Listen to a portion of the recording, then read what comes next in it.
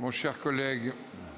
Monsieur le Président, Monsieur le Ministre, les augmentations des taxes sur le gasoil, le fioul, l'essence, le gaz, ajoutées à l'augmentation du pétrole brut, entament dramatiquement le pouvoir d'achat des familles. Ces taxations sont violentes, aveugles. Elles représentent un poison pour le pouvoir d'achat des familles. Les taxes sur l'énergie rapportent 23 milliards sur le budget de l'État. À regarder de plus près, elles sont loin de servir à mettre en place une fiscalité écologique. Bien loin de là, il y a même des désengagements dans ce domaine. Elles servent plutôt à boucher les trous des cadeaux fiscaux donnés dans la première année du quinquennat aux plus riches d'entre nous. La fiscalité que vous déployez est injuste. Elle est punitive. Ces taxes frappent indistinctement les plus fragiles. Et souvent, ces personnes n'ont pas d'autre choix pour se déplacer que de se servir de leur voiture. Deux questions, Monsieur le Ministre.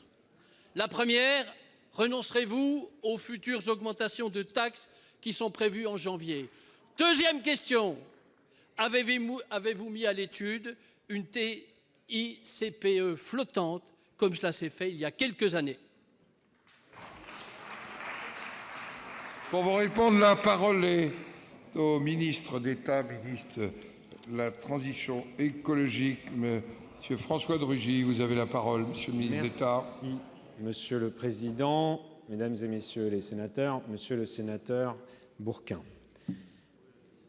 Je croyais, Monsieur le sénateur, que dans votre sensibilité politique, comme dans la mienne, comme dans beaucoup sur ces bancs du Sénat, de l'Assemblée nationale, des Français qui vous ont élus, avec les élus locaux de France, partout en France, étaient pour agir contre le dérèglement climatique, étaient pour le faire avec constance, étaient pour le faire avec évidemment de la détermination, y compris face aux difficultés, car c'est difficile de mener cette action.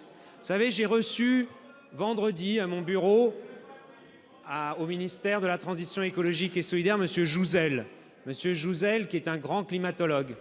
Et il est venu me présenter son livre qui s'intitule « Climat, réveillez-vous ». Et il m'a expliqué, comme il vous l'expliquera bien volontiers et à bien d'autres, toute la dégradation de nos conditions de vie si nous ne faisons rien.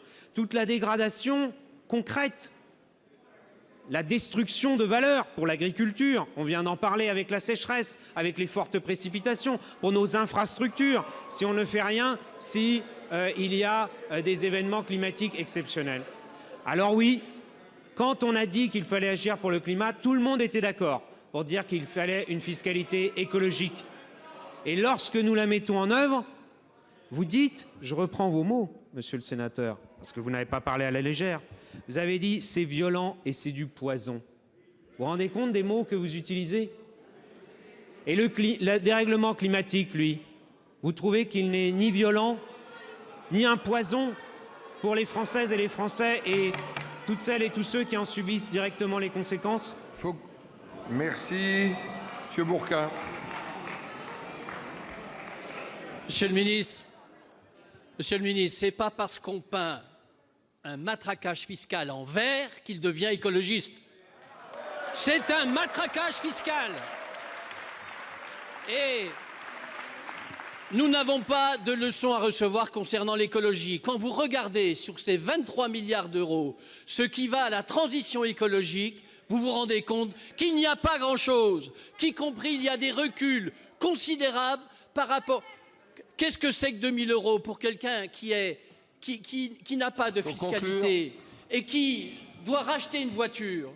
Qu'est-ce que c'est que 2 000 euros quand il va falloir en dépenser 10 000 ou 20 000?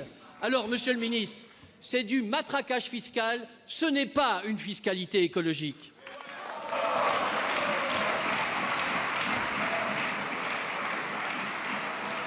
La parole est maintenant notre collègue Jean